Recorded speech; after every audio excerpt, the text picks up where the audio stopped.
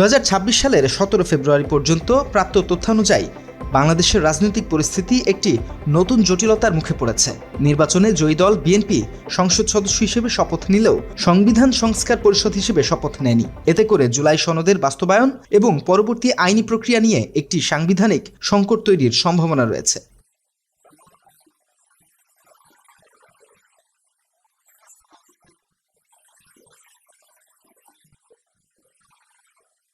তবে সংবিধান সংস্কার পরিষদে শপথ নিয়েছে 11 দলীয় জোট। পরিষদ সদস্য রূপে আমার কর্তব্য পালনকে ব্যক্তিগত স্বার্থের দ্বারা প্রভাবিত হইতে দিব না। তাই বিএনপির এমন কর্মকাণ্ডের কঠোর সমালোচনা করেছেন এনসিপি নেতা এবং সংসদ সদস্য নাহিদ ইসলাম। সরকারি দল হিসেবে তারা যে সংবিধান সংস্কার পরিষদের শপথ নিল না, এটা গণভোটের যে গণরায় এসেছে সেই রায়কে বৃদ্ধাঙ্গুলি দেখানো হয়েছে এবং প্রতিশ্রুতি ভঙ্গ করা হয়েছে। সরকার গঠনের প্রথম দিনই যারা প্রতিশ্রুতি ভঙ্গ করলো তাদের কাছ থেকে এই দেশ জাতি বা আমরা কি আশা করব সেটা সবার মনেই প্রশ্ন তৈরি হয়েছে। জুলাই সনদের বাস্তবায়ন আদেশে নবনির্বাচিত সংসদ সদস্যদের জন্য একটি দ্বৈত শপথের কথা বলা হয়েছিল, একটি সংসদ সদস্য হিসেবে এবং অন্যটি সংবিধান সংস্কার পরিষদের সদস্য হিসেবে।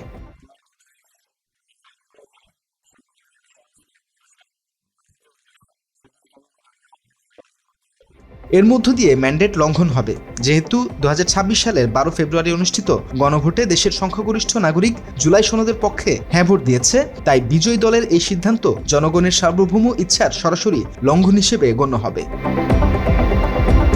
জুলাই সনদের 38 নম্বর পৃষ্ঠায় বিজয়ী দলসহ সকল স্বাক্ষরকারী অঙ্গীকার করেছিল যে তারা এই সনদকে পূর্ণাঙ্গভাবে সংবিধানে অন্তর্ভুক্ত করবে এবং এর বাস্তবায়নে কোনো বাধা সৃষ্টি করবে না। শপথ না নেয়া সেই অঙ্গীকারের পরিপন্থী। এই পরিস্থিতিতে সংস্কার কিভাবে সম্পন্ন হতে পারে তা নিয়ে প্রশ্ন দেখা দিয়েছে। একটা কাঙ্ক্ষিত জায়গায় পৌঁছার পরে যদি সংবিধানের কথা বলে যদি নিজেদের যে কমিটমেন্ট ছিল এরপরে শপথ না নিয়ে যে কনফিউশনটা তৈরি হয়েছে, এটা আমি মনে করি সাধারণ জনগণ ভালোভাবে নেবে না। জনরায়কে মেনে নিতে হয়।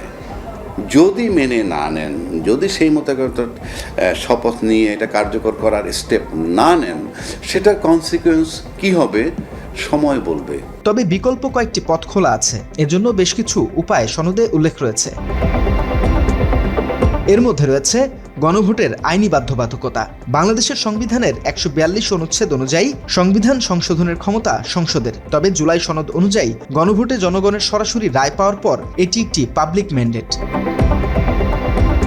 যদি সংসদ সংস্কার করতে অস্বীকার করে তবে সুপ্রিম কোর্ট বা রাষ্ট্রপতি জুলাই সনদের 43 নং পৃষ্ঠার সুরক্ষা কবচ ব্যবহার করে সংসদকে এটি বাস্তবায়নে বাধ্য করতে পারেন। সেখানে স্পষ্ট বলা আছে যে এই সনদের বৈধতা নিয়ে কোনো আদালতে প্রশ্ন তোলা যাবে না এবং এর বাস্তবায়নে আইনি সুরক্ষা প্রদান করা হবে।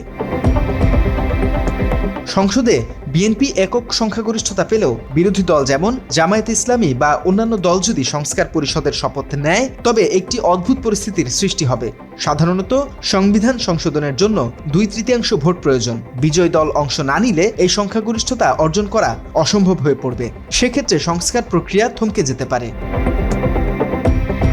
যদি সংসদ জুলাই সনদ বাস্তবায়নে অকার্যকর হয়ে পড়ে তবে রাষ্ট্রপতি সংবিধানের বিশেষ ক্ষমতা ব্যবহার করে একটি জাতীয় ঐকমত্য অন্তর্বর্তীকালীন কাঠামো বজায় রাখার চেষ্টা করতে পারেন, যতক্ষণ না জনগণের রায় বাস্তবায়িত হয়।